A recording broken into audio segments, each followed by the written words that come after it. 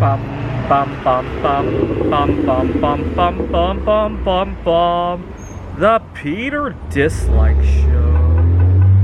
Bum bum bum bum bum bum bum. So about a month ago, at the beginning of spring, I took a vacation to Grants, New Mexico. I live in Phoenix right now, and I took a vacation to Grants, New Mexico for a week. And when I got there, you know, I had a lot of things on my mind. I wanted to see some scenery, meet some locals there. I went to a nuclear museum, maybe take some good photographs of the night sky with the mountains as a backdrop.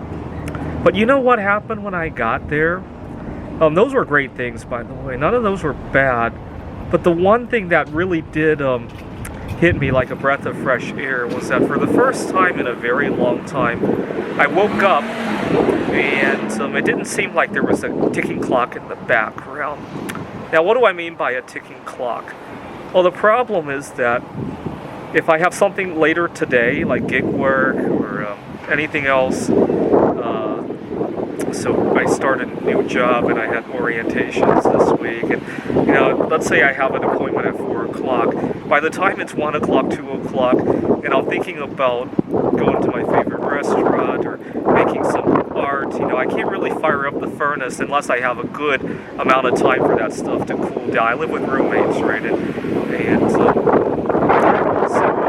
then by the time I'm done with whatever that appointment is, I got to think about how do I wind down so I can actually fall asleep, right?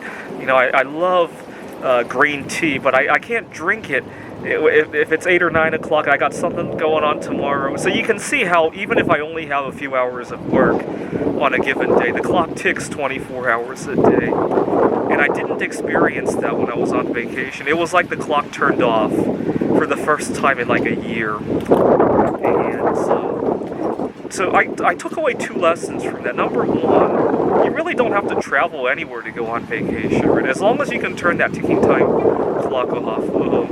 And number 2, maybe to downplay some of those ticking clocks, right? So for example, if I have an appointment at 4 o'clock, treat the 4 o'clock like it's a suggestion, right, rather than a hard deadline, right? And you know what happens when I do that?